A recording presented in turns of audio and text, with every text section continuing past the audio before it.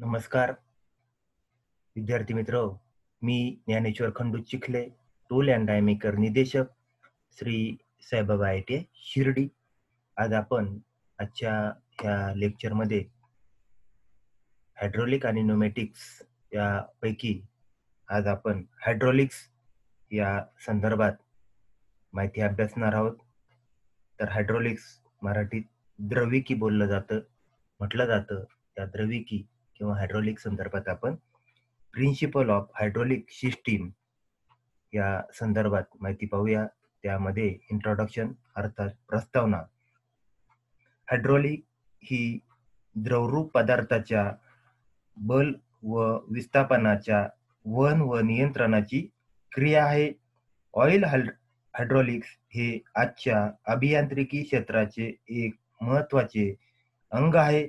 दाबयुक्त द्रवाद्वारे शक्तीचे स्थलांतर करण्यास व निरनिराळ्या मशीन चालविण्यास ही पद्धत उपयोगात येते. हायड्रॉलिक ऑइलचा यामध्ये द्रव म्हणून उपयोग केला जातो. या हायड्रॉलिक सिस्टीममध्ये लिक्विड म्हणून, इंधन म्हणून किंवा त्यामध्ये माध्यम म्हणून द्रव म्हणून उपयोग होतो. हायड्रोर हा ग्रीक शब्द असून त्याचा अर्थ पाणी असा होतो. ऑलिक म्हणजे पाईप. तर ह्या हायड्रोर आणि ऑलिक या दोन्ही शब्दांना जोडून हायड्रॉलिक हा शब्द तयार झाला आहे. हायड्रॉलिकचा अर्थ पाईपातून वाहणाऱ्या पाण्याचे म्हणजे द्रवाचे शास्त्र असा होतो. हायड्रॉलिक पद्धत व साधने यांचा इंजिनिअरिंग क्षेत्रामध्ये मोठ्या प्रमाणात वापर केला जातो. उदाहरणार्थ 1. Machine tool engineering, 2. Press operation, 3. Process साधने, 4. वाहने, 5. हवाई जहाज, 6. जहाज बांधणी इत्यादी ठिकाणी हायड्रॉलिकचा वापर होतो. अशा प्रकारे ही प्रिन्सिपल ऑफ हायड्रॉलिक त्या संदर्भात आपण इंट्रोडक्शन म्हणून माहिती अभ्यासली. त्यानंतर पुढचा मुद्दा आपण पाहणार आहोत, ॲडव्हान्टेजेस ऑफ हायड्रॉलिक्स आर. तर या हायड्रॉलिकचे काही फायदे आपण पाहणार आहोत. त्यामध्ये 1. नियंत्रणास सुलभ. 2. छोट्या आकाराच्या भागामधून मोठ्या प्रमाणात ऊर्जा व शक्ती यांची निर्मिती व त्यांचे वहन या हायड्रॉलिकच्या माध्यमातून होते. 3. हायड्रॉलिक सिलेंडर व हायड्रॉलिक पंप याद्वारे जास्तीत जास्त टॉर्कची म्हणजे मोठा जोर निर्मिती मध्ये आपल्याला शक्य होते. 4. जलद गतीने एकमेकाविरुद्ध त्या क्रिया करणं शक्य होते. 5. यामध्ये स्वयं लुब्रिकेशन शक्य आहे व त्यामुळे दीर्घकाळ टिकाऊ असे आहे. 6. पाईपलाईनच्या माध्यमातून या पद्धतीमध्ये मोठ्या प्रमाणात एनर्जीचे स्थलांतर करता येते किंवा स्थलांतर होऊ शकते. 7. मोठ्या प्रमाणातील एनर्जी अर्थात ऊर्जा या पद्धतीत सहज नियंत्रित करता येते. 8. प्रेरणा म्हणजे फोर्स आणि स्थिती म्हणजे पोझिशन यांचे अबाधित अचूक बदल यात सहज करता येतात. 9. ओव्हरलोड पासून यात सुरक्षितता असते. 10. ऑपरेटिंग सिक्वेन्स म्हणजे ऑपरेशनचा जो क्रम आहे त्यामध्ये स्पीड यामध्ये आपल्याला सहज बदल करता येतो. त्याचप्रमाणे पुढचा मुद्दा, सरफेस टेबल पुढे मागे घेणे, फिरत्या भागांना उलट फिरवणे ही कामे हायड्रॉलिक सिस्टीम मध्ये सहज होतात. 12. हायड्रॉलिक पद्धतीत शॉक, धक्का अथवा झटका जर शोषून घेतला जातो. 13. या पद्धतीत उपयोगात येणारे पॉवर पॅक व नियंत्रक साधनाची उभारणी प्रमुख यंत्राचे बाजूस करता येते. 14. कोणतीही मोशन अथवा दिलेल्या मोशन मध्ये रोटरी किंवा लिनियर म्हणजे सर्कुलाकार किंवा लांबीमध्ये आवश्यकतेनुसार वारंवार करावे लागणारे बदल या पद्धतीत झटपट होऊ शकतात. म्हणजे या हायड्रॉलिक सिस्टीममध्ये हे बदल आपल्याला होऊ शकतात. तर अशा प्रकारे हे काही फायदे, ॲडव्हांटेजेस म्हणून आपण हायड्रॉलिक सिस्टमचे पाहिले. त्यानंतर त्याचबरोबर या हायड्रॉलिक सिस्टमचे काही तोटे असतात. ते डिसएडव्हांटेजेस म्हणून आपण पाहणार आहोत. तोटे, एक, अतिशय उच्च दाबामुळे अपघात होण्याची शक्यता जास्त असते. ते होऊ नये म्हणून सर्व जोडणी, कनेक्शन घट्ट आवळलेले असावेत. तसेच ते लिकेज असणे देखील उपयोगाचे नाही. 2. द्रवाचे घर्षण व तेल गळतीमुळे कार्यक्षमता कमी होते. 3. कोणत्याही मार्गाने यात हवा म्हणजे एअर प्रवेश करीत असल्यास त्याचा एक्यु एक्युएटरच्या कार्यावर परिणाम होतो व जर्की मोशन म्हणजे झटका त्या ठिकाणी निर्माण होतो. 4. हायड्रॉलिक ऑइल हे देखील एक ज्वालाग्रही तेल म्हणजे इन्फ्लेमेबल ऑइल आहे. 5. तापमान वाढल्यास ऑइलच्या विस्कॉसिटीवर परिणाम होतो व परिणामाने सिस्टीमवर परिणाम होतो. 6. बंदिस्त द्रवातील दाबावर आधारित या पद्धतीमध्ये भरपूर प्रेरणा निर्माण करण्याचा फायदा असला तरी तेवढ्याच मोठ्या प्रमाणात वेगावर येणाऱ्या प्रतिबंधाचा त्यामध्ये तोटा आहे. अशा प्रकारे हे काही तोटे, डिसएडव्हांटेजेस आपण हायड्रॉलिक सिस्टमचे पाहिले. त्यामध्ये हायड्रॉलिक सिस्टममध्ये जे माध्यम वापरलं जातं हायड्रॉलिक फ्लूइड, लिक्विड या संदर्भात माहिती आपण पाहूया. हायड्रॉलिक फ्लुइड खालील कार्य करतात. त्यामध्ये एक, हायड्रॉलिक एनर्जीचे वहन. त्यामध्ये ऊर्जा स्रोत हा हायड्रॉलिक पंप व मोटरच्या द्वारे होतो. 2. सर्व स्लायडिंग भागाचं म्हणजे जे स्लायडिंग होणारे भाग आहेत त्याचं वंगणीकरण म्हणजेच लुब्रिकेशन करणे. बेरिंग व सरकणारे पृष्ठभाग यांना हे लुब्रिकेशन केलं जातं. 3. अंतर्गत भागाला यामुळे गळण्यास विरोध होतो. 4. घाण, डस्ट तसेच उत्सर्जित मटेरियल वाहून त्यामध्ये काढून टाकले जाते. 5. तापमान म्हणजे उष्णता यामध्ये या हायड्रॉलिक फ्लुइडच्या माध्यमातून कमी केले जाते. अशा प्रकारची माहिती हायड्रॉलिक फ्लुइडच्या संदर्भात पाहिली. त्यानंतर पुढचा मुद्दा आहे पॉवर युनिट. तर हायड्रॉलिक पॉवर युनिटला हायड्रॉलिक पॉवर पॅक असे म्हणतात. पॉझिटिव्ह डिस्प्लेसमेंट पंपाचा उपयोग करून हायड्रॉलिक ऑइलचा दाबयुक्त प्रवाह निर्माण करणे, त्यातील दाब नियंत्रित करणे व तो पुढील सर्किटला पोहोचविणे हे हायड्रॉलिक पॉवर युनिटचे कार्य आहे. पॉवर युनिटमधील प्रमुख घटक त्यामध्ये ऑइल टँक किंवा रिझर्वायर, ऑइल टँक किंवा अशा प्रकारची रिझर्वायर आणि त्यातील hydraulic oil. 2. Filter weir partition, स्मोकर अथवा ब्रीदर इंडिकेटर्स.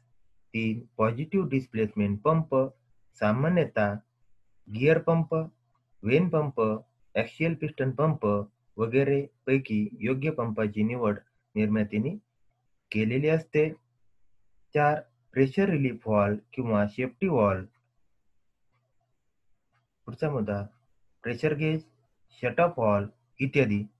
अशा प्रकारे या पॉवर युनिट संदर्भातली ही माहिती आपण पाहिली. त्यानंतर रिझर्वायर और टँक ज्यामध्ये हे हायड्रॉलिक फ्लुइड ठेवलं जातं, साठवलं जातं, ती रिझर्वायर किंवा टँक या संदर्भातली माहिती. रिझर्वायर अथवा टँक, रिझर्वायर अथवा ही टँक प्रत्येक हायड्रॉलिक पॉवर पॅक सोबत एक हायड्रॉलिक टँक पुरवलेली असते. या टँकला रिझर्वायर किंवा टँक असं म्हणतात. ही आकाराने आयताकार असते. खालील तळ मात्र एका दिशेस तिरका अशा पद्धतीने असा तिरका केलेला दिसतोय आपल्याला. हा तळ तिरका उतार एका बाजूला दिलेला असतो, ठेवलेला असतो. टँकला एका बाजूस ड्रेन प्लग, आता उताराच्या या बाजूला हा 6 नंबरने दर्शवलेला ड्रेन प्लग दाखवलेला आहे. हा उतार दिलेला बाजूला असतो. ऑइलमधील घाण या ऑइलमध्ये पुन्हा रिटर्न येते वेळी ती घाण, गाळ अथवा अनुपयोगी कण या ड्रेन प्लगकडे उताराच्या सहाय्याने येतात. ही घाण पंपात जाऊ नये याकरिता पंपाचे विरुद्ध बाजूस हे ड्रेन प्लग तळाच्या पातळीत असावेत. टँकचे झाकण नट बोल्टद्वारे ही जी टँक आहे, रिझर्व्हायर याचं वरचं पृष्ठभाग आहे, हा झाकण नट बोल्टद्वारे घट्ट करून सीलिंग केलेले असावे. टँकमध्ये निर्मात्याच्या सूचनेप्रमाणे ठराविक कोड नंबरचे हायड्रॉलिक ऑइल भरावायचे असते. टँकच्या कॅपॅसिटीप्रमाणे ऑइलची मात्रा यामध्ये ठेवलेली असते. टँकवर वेगवेगळ्या पाईपलाईन केलेल्या असतात. त्याच्यामध्ये आउटलेट, इनलेट अशा वेगवेगळ्या पाईपलाईन केलेल्या असतात, जोडलेल्या असतात. ऑइल आत ओतण्यास वरील भागात एक स्वतंत्र छिद्र म्हणजे हे जे ऑइल भरतो त्याकरता एक स्वतंत्र छिद्र होल ठेवलेले असते. ह्या छिद्रात आतून एक फिल्टर बसवलेला असतो. इतर वेळी हे छिद्र बंद केलेले असते. एक स्वतंत्र छिद्र हवा टँकमध्ये जाण्यास अथवा टँकमधील जी हवा आहे ती बाहेर येण्यास ठेवलेले असते. या छिद्रावर सचित्र झाकण बसवलेले असते. त्यामधून धूळ आत जाणार नाही अशी ही या छिद्राची म्हणजे या भागाची रचना असते. या झाकणास स्मोकर अथवा ब्रीदर असं म्हणतात. टँकमध्ये आत मधोमध एक पार्टिशन असावे. यामध्ये असं एक मधोमध या टँकमध्ये पार्टिशन दाखवलेले असावं. या पार्टिशनला थोडे छिद्र असतात. त्या पार्टिशनला आडवे आपल्याला होल दिसतात या ठिकाणी असे छिद्र असतात. तळाशी ते मोकळे असते. पार्टिशन तळाला या ठिकाणी पहा मोकळे असते असावे. या पार्टिशनला थोडे छिद्र असतात. तळाशी ते मोकळे ठेवतात. या पार्टिशनला बॅफल अथवा वेअर असे म्हणतात. अशा प्रकारे ही माहिती आपण रिझर्व्हायर अथवा टँक संदर्भात पाहिली. तर अशा या रिझर्व्हायर टँकचा पर्पज उद्देश आपण पाहणार आहोत. त्यामध्ये एक हायड्रॉलिक ऑइल स्टोअर करणे व पंपिंग करण्यास द्रव उपलब्ध करणे व द्रव व हवा यांचे अलगीकरण म्हणजे सेपरेशन करणे. 3 तापमान कमी करणे. परत टाकीमध्ये येणाऱ्या ऑइलचे तापमान हे उष्णतामान म्हणतो आपण त्याला वाढलेले असते. टँकमधील 10 पटीपेक्षा जास्त असलेल्या ऑइलमध्ये परतीचे ऑइल मिसळतात. ही उष्णता कमी होते. उष्णतेचे सर्वीकडे विभाजन होते. 4 पंप व मोटार यांना आधार देणे. ड्रायव्हिंग मोटार यांना योग्य सपोर्ट करिता टँकची फॅब्रिकेटेड बॉडी उपयोगात येऊ शकेल अशी व्यवस्था यामध्ये केलेली असते. 5 नियंत्रण साधने बसवणे बेस प्लेटचा उपयोग होतो. टँकच्या वरील भागात फॅब्रिकेशन करून बसवलेल्या पॅनल बोर्डवर सर्किटचे इतर व्हॉल्व्ह वगैरे कंट्रोल साधने बसवता येतात.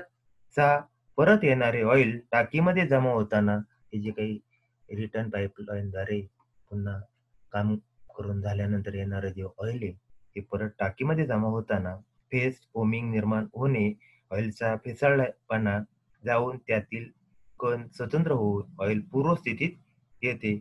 अशा प्रकारे ही माहिती आपण ह्या पर्पज ऑफ रिझर्व्हायरची पाहिली.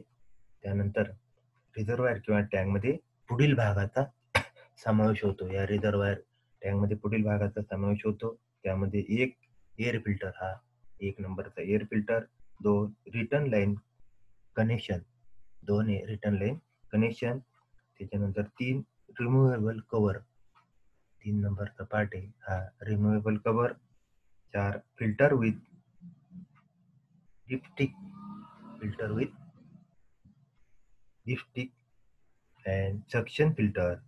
5 सक्शन लाईन, 5 नंबरचा पार्ट आहे सक्शन लाईन.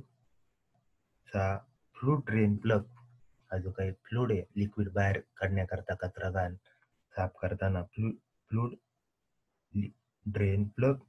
7 इन्स्पेक्शन ग्लास, यामध्ये ही 7 नंबरने दाखवलेली इन्स्पेक्शन ग्लास हलकी लेवल आतलं पातळी पाहता येते या ग्लासच्या मध्ये. मॅक्झिमम फ्लूड लेवल या लेवलपर्यंत साधारणपणे ऑइल भरलं गेलं पाहिजे. 8 इन्स्पेक्शन ग्लास, 8 नंबरचा पार्ट आहे इन्स्पेक्शन ग्लास. इन्स्पेक्शन आपल्याला करता येतं, पाहता येतं. मिनिमम फ्लूड लेवल, या ठिकाणी ही मिनिमम फ्लूड लेवल आणि ही मॅक्झिमम फ्लूड लेवल. त्याच्यानंतर 9 रिटर्न लाईन, 9 नंबरचं दाखवलेला भाग हा 9 नंबरचा तो रिटर्न लाईन. त्यानंतर 10 वेअर, 10 नंबरचा पार्ट आहे वेअर मधलं पार्टिशन आणि 11 पंप 11 नंबरचा पार्ट आहे हा गोल सर्कलने दाखवलेला पंप.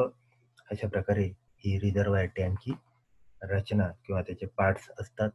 त्यानंतर पुढील मुद्दा आपण पाहणार आहोत फिलर. तर यामध्ये 4 नंबर फिलर. तर यामध्ये एक स्टेनर असते.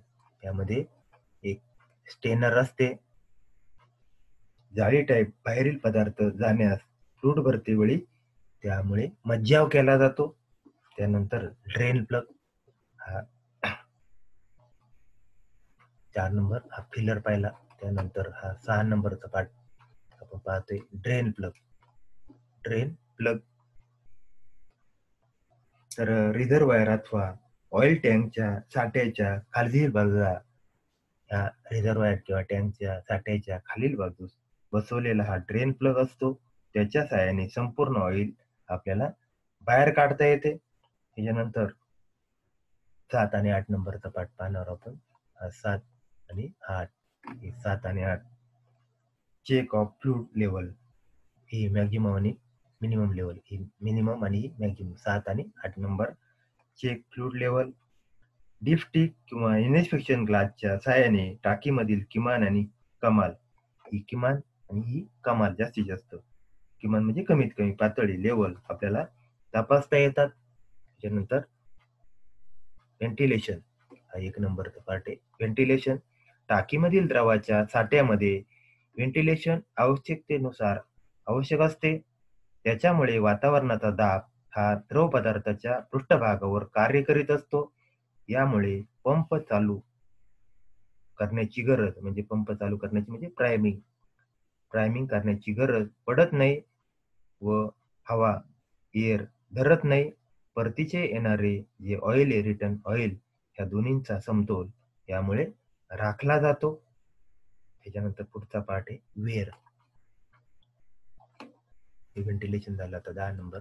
वेअर पार्ट आता वेअर हा द्रवाच्या साठ्याचे 2 भाग करतो. हा जो काही लिक्विड टाकीमध्ये तर हा पार्टिशन असल्यामुळे 2 भाग करतो टाकीच्या साठ्याचे. यामध्ये suction chamber, return line chamber असे भाग पडतात. काही कालावधीनंतर हा पदार्थ पातळी राखण्यास मदत करतो. त्यानंतर फिल्टर.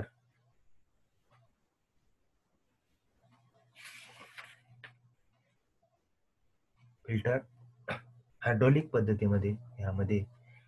पद्धतीमध्ये द्रवाचे शुद्धीकरण फिल्टरेशन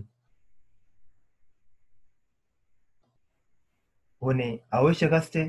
त्यामुळे त्याची कार्यक्षमता व आयुष्य वाढते.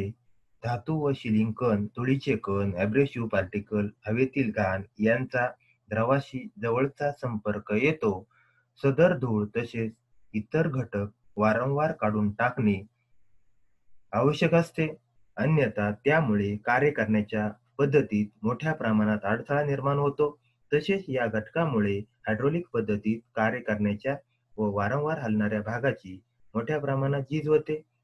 चुंबकीय मॅग्नेटिक फिल्टरमुळे मोठ्या प्रमाणात चुंबकाकडे आकर्षले जाणारे लोखंड अथवा पोलादाचे कण जाळीदार फिल्टरच्या साहाय्याने वेगळे केले जातात.